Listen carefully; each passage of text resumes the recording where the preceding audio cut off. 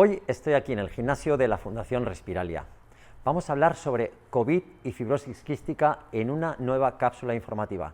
Será con el doctor Borja Osona, médico pediatra, especialista en fibrosis quística del Hospital Son Espases. Si me acompañáis, vamos a conocerle. Buenos días, Borja, doctor Borja Osona. Vamos a hablar un poquito de la situación actual que estamos viviendo. Tengo varias preguntas, ¿no? Pero quiero que sea algo ameno, una conversación, como siempre estamos haciendo en estas píldoras o cápsulas informativas. ¿Cómo está pasando la pandemia, el colectivo de fibrosis quística, tanto a nivel de contagio por coronavirus como de evolución de la fibrosis quística? Pues yo creo que pasado un año, que es lo que ya llevamos con esto, la cosa ha cambiado mucho. El terror que hubo y el pánico, como cualquier paciente con problemas respiratorios crónicos, que duró unos cuantos meses, gracias a Dios, pues con los estudios se ha ido dulcificando mucho. Lo que ahora sabemos es que no es especialmente grave en fibrosis quística. Los datos que tenemos de España son unos 100 pacientes con fibrosis quística 100 que han tenido ya el COVID, de los cuales la mayoría no se han enterado, solo han ingresado un 18 o un 20%. Niños muy poquitos, niños 4 y alguno por un problema de deshidratación coincidiendo con el COVID, pero no exactamente pulmonar. O sea que las noticias son buenas. Entonces, ¿recomiendas la vacuna de COVID?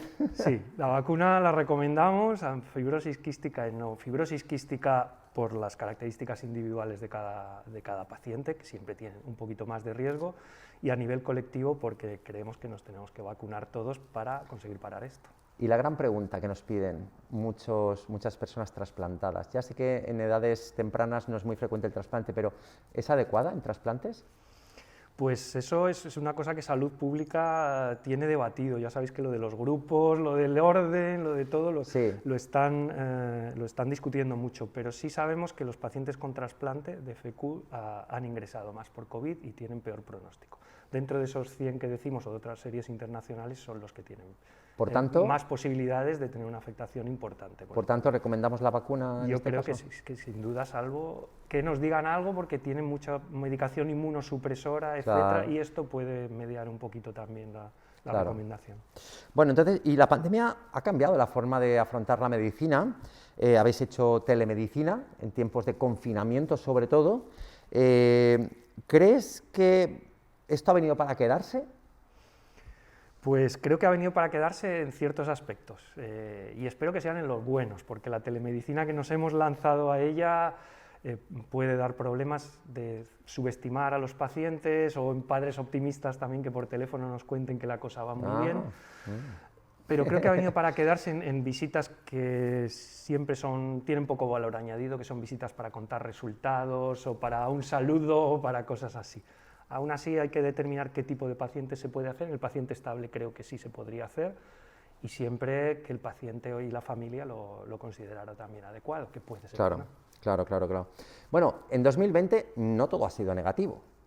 Estamos hablando de que en 2020 ha llegado el Symkevi y encima se ha aprobado para menores de entre 6 y 12 años. ¿Sabes cuándo se podrá administrar a este colectivo? ¿Cuál es la experiencia en Symkevi? El Symkevi tenemos ahora 4 pacientes en lo que es la unidad pediátrica y en principio la primera evaluación, que es la de 24 semanas, solo son 2, pero de estos 2 está yendo bien. Lo que es función pulmonar empezamos a notar algún cambio y sobre todo exacerbaciones pues no han tenido, lo que nos da buena noticia. ¿Y cuándo va a ser? Pues es una buena pregunta, cuando nos hacéis esa de todas las medicaciones nuevas. No depende ni de los pacientes ni de los clínicos, desgraciadamente, por más que se presione, y depende de la administración, y ahí hay aspectos que se nos pierden. Esperemos que sea pronto. Económicos sobre todo. Económicos son los que mandan, gestión, son los que mandan porque la autorización está ya, y de 6 a 12 años nosotros incluiríamos al menos 2 pacientes ahora aquí en Baleares, en cuanto nos autoricen. Qué bien. Y bueno, ¿qué mensaje podíamos mandar al colectivo de fibrosis quística en estos tiempos? Pues justo el mensaje va con las 2 preguntas que me has hecho, una con el COVID. Podemos respirar porque ha habido mucha ansiedad, hay estudios acerca de la ansiedad, del estrés que ha creado en niños y en padres, y ha sido muy alto, y por ahí son buenas noticias. La cosa va bien, no hay que perder las medidas de distanciamiento social, higiene, etcétera, pero no hay que estar especialmente agobiado. Y luego los fármacos esperamos la autorización del Symkevi, esperemos que sí sea pronto.